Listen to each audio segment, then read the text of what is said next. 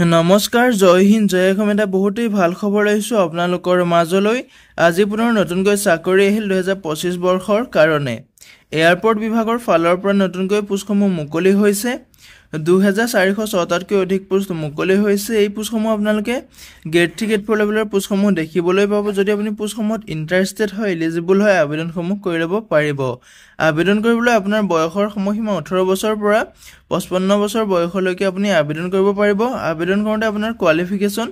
8 পাছ কৰিও আপুনি আবেদন কৰিব পাৰিব 10 পাছ কৰিও আবেদন কৰিব পাৰিব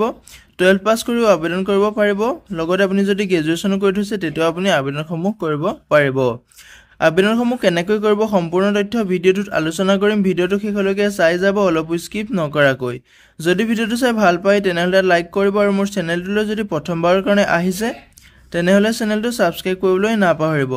লগতে ভিডিঅ' ডেসক্ৰিপচনত মই WhatsApp চেনেল আৰু Telegram গ্ৰুপৰ লিংক দিছো তাতো গৈ আপোনালোকে ফলো কৰি ল'ব যাতে প্ৰতিদিনে জবৰ আপডেটসমূহ সকলোতকৈ আগতীয়াকৈ পাই থাকিব পাৰে লগতে ভিডিঅ'টো সকলো বন্ধু-বান্ধৱীলৈ শ্বেয়াৰ কৰি দিব যাতে সকলোৱে জবৰ আপডেটসমূহ পাই থাকিব পাৰে যেটো এতে দেখিবলৈ পাইছে all Assam airport staff recruitment 2025 ৰ ফালৰ পৰা নতুনকৈ পোষ্ট মুকলি হৈছে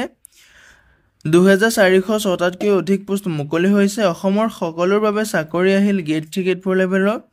8 পাছ টু গ্ৰেজুৱেচন লৈকে পোষ্টসমূহত আবেদন কৰিব পাৰিব যেটো বয়সৰ সময়সীমা আপোনালোকে গম পাইছে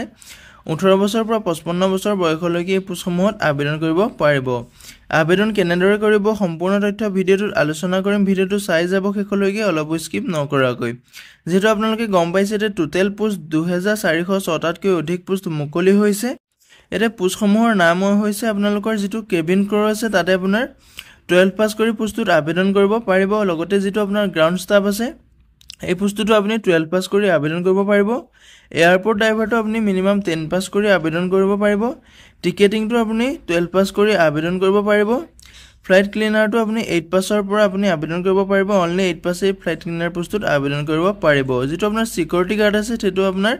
10 পাছ কৰি আবেদন কৰিব পাৰিব যেটো আপোনাৰ ৰিটেইল ষ্টাফ আছে তাত আপোনাৰ 10 পাছ কৰি আবেদন কৰিব পাৰিব ইউএস হেন্ডিংত আপোনাৰ 8 পাছ 12 পাছ গ্ৰেজুৱেচন সকলো এই পোষ্টত আবেদন কৰিব পাৰিব যেটো আপোনাৰ সুপাৰভাইজাৰ পোষ্ট আছে তাতো আপোনাৰ 12 পাছ কৰি আবেদন কৰিব পাৰিব ফুড পেকেজিংত যেটো পোষ্ট আছে তাত আপোনাৰ 8 টু 12 গ্ৰেজুৱেচনৰ লৈকে আপুনি পোষ্টত আবেদন কৰিব পাৰিব যদি আপুনি পোষ্টসমূহত ইন্টাৰেষ্টেড হয় এলিজিবল হয় আবেদনসমূহ কৰি ল'ব পাৰিব all India male female candidate পোষ্টসমূহত আবেদনসমূহ কৰিব পাৰিব আবেদন কৰোঁতে আপুনি ভালকৈ চাই ল'ব যাতে আপোনাৰ কোনো ধৰণৰ ভুল নহয় আপোনাৰ ডেট অফ বাৰ্থটো ভালকৈ চাব ডকুমেন্টত আপোনাৰ যেটো ডেট অফ বাৰ্থ আছে সেই ডেট অফ বাৰ্থটো দি আপুনি আবেদনসমূহ কৰিব লাগিব এতে এপ্লিকেশনৰ ইম্পৰ্টেন্ট ডেটটো হৈছে আপোনালোকৰ এপ্লিকেশন ষ্টাৰ্ট হৈছিলে 12/8/2025 তাৰিখে এপ্লিকেশনবোৰ কেটো ষ্টাৰ্ট হৈ গৈছে লাষ্ট ডেটটো আছে আপোনাৰ 25/8/2025 লৈকে আপোনাৰ লাষ্ট ডেটটো আছে যদি আপুনি ইন্টাৰেষ্টেড হয় এলিজিবল হয় আবেদনসমূহ কৰি ল'ব পাৰিব যেটো এডুকেশন কোৱালিফিকেশন আপোনালোকৰ মিনিমাম 8 পাছৰ পৰা পোষ্টসমূহত আবেদন কৰিব পাৰিব 8 পাছ 10 পাছ 12 পাছ গ্ৰেজুৱেচন লৈকে আপুনি পোষ্টসমূহত আবেদন কৰিব পাৰিব স্ক্ৰিনত আপোনালোকে নাম্বাৰটো দেখিবলৈ পাইছে এই নাম্বাৰটো আপুনি হাই হেল্ল বুলি মেছেজ কৰিব যদি আপুনি আমাৰ থ্ৰু দ্বাৰা প্ৰপাৰ অনলাইনটো কৰিব বিচাৰে হাই বুলি মেছেজ কৰিব আপোনালোকৰ আবেদনসমূহ কৰি দিয়া হ'ব ভিডিও ডেসক্ৰিপচনতো মই নাম্বাৰটো দি দিম তাতো গৈ আপোনালোকে মেছেজটা কৰি দিব আপুনি কল কৰিব পাৰিব WhatsAppত মেছেজ কৰিব পাৰিব যদি আপুনি ইন্টাৰেষ্টেড হয় এলিজিবল হয় আবেদনসমূহ কৰিব পাৰিব এটা নেশনালিটি আপোনাৰ সিটিজেনশিপ ইন্ডিয়ান সিটিজেন হ'ব লাগিব তেতিয়া আপুনি পোষ্টত আবেদন কৰিবলৈ এলিজিবল হ'ব এটা যেটো বয়সৰ সময়সীমাটো আপুনি গম পাইছে 18 বছৰৰ পৰা 40 বছৰ বয়সলৈকে আপোনাৰ বয়সৰ সময়সীমাটো দিয়া আছে লগতে আপোনাৰ এজ ইলেকচন সমূহ লাভ কৰিব পাৰিব যদি আপুনি এসসিৰ ক্যান্ডিডেট হয় তেনেহলে আপুনি 5 বছৰকৈ এজ ইলেকচন লাভ কৰিব পাৰিব যদি আপুনি এসটিৰ ক্যান্ডিডেট হয় তেনেহলে আপুনি 5 বছৰকৈ এজ ইলেকচন লাভ কৰিব পাৰিব ওবিসি এমওবিসিৰ কাৰণে আপুনি 3 বছৰকৈ সিলেকশন লাভ কৰিব পাৰিব পিডব্লিউবিডিৰ যিসকল এসসি এসটি ওবিসি এমওবিসি আছে তেওঁলোকে 15 বছৰ 13 বছৰ 10 বছৰকৈ আপুনি সিলেকশনসমূহ লাভ কৰিব পাৰিব ইয়াতে আপোনাৰ স্যালাৰিৰ ক্ষেত্ৰত ক'বলৈ গ'লে এপ্ৰক্সিমেট স্যালাৰি আপোনাৰ 16000 পৰা আৰম্ভ কৰি 35000 টকালৈকে আপোনাৰ মন্থলি স্যালাৰিসমূহ লাভ কৰিব পাৰিব এটা এক্সামিনেশন ফিজটো দিয়া আছে আপোনালোকৰ যেটো আপোনাৰ এক্সামিনেশন ফিজ কাটিব লাগিব আবেদন কৰাৰ সময়ত আপোনালোকৰ জেনাৰেল ওবিসি ইউআৰ ক্যান্ডিডেটৰ কাৰণে 300 টকাকৈ এপ্লিকেশন ফিজ কাটিব লাগিব এসসি এসটি পিএইচৰ কাৰণে আপোনাৰ ইয়াতে 200 টকাকৈ এপ্লিকেশন ফিজ কাটিব লাগিব এপ্লিকেশন ফিজটো আপুনি অনলাইন মাধ্যমেৰে কাটিব পাৰিব যদি আমাৰ থ্ৰু দ্বাৰা আবেদন কৰিব বিচাৰে আপুনি আমাৰ থ্ৰু দ্বাৰা এপ্লিকেশন ফিজটো কাটিব পাৰিব এই পোষ্টসমূহ আপোনাৰ ফেচিলিটিসমূহ দিয়া আছে যিসমূহ এয়াৰপৰ্টৰ জব মুকলি হৈছে পোষ্টসমূহ আপোনাৰ ফেচিলিটি হৈছে হোষ্টেল ফেচিলিটি পাব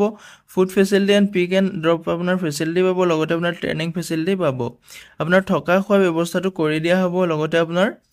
অনান্য ব্যৱস্থা থাকিব ইয়াতে লগতে আপোনাৰ ট্ৰেইনিং ফেচিলিটিসমূহ লাভ কৰিব পাৰিব ফেচিলিটিসমূহ আপোনালোকৰ পুৰুষ মহিলাৰ ক্ষেত্ৰত একে ধৰণৰ হ'ব সকলো ক্ষেত্ৰতে ফেচিলিটিসমূহ একে ধৰণৰ হ'ব ইয়াতে ইম্পৰ্টেণ্ট ডকুমেণ্টটো আপোনাৰ হৈছে আবেদন কৰাৰ সময়ত আপোনালোকে কি ডকুমেণ্ট লাগিব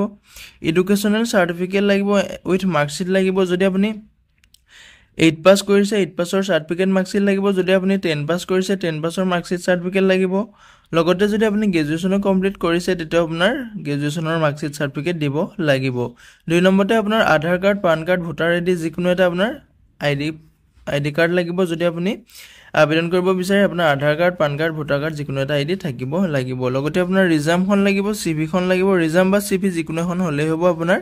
আবেদনসমূহ কৰিব পাৰিব এতে পাসপোৰ্ট সাইজ ফটো লাগিব লগতে আপোনাৰ ফুল লেন্থৰ ফটো এখনো লাগিব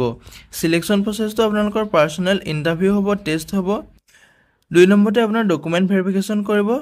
তাৰ পিছতে আপোনাৰ সিলেকশন প্ৰসেসটো হৈ যাব ইয়াতে এপ্লাই ক্ষেত্ৰত ক'বলৈ গ'লে অল ইন্ডিয়া যেটো মেল ফিমেল ক্যান্ডিডেট ইয়াতে আবেদন কৰিব পাৰিব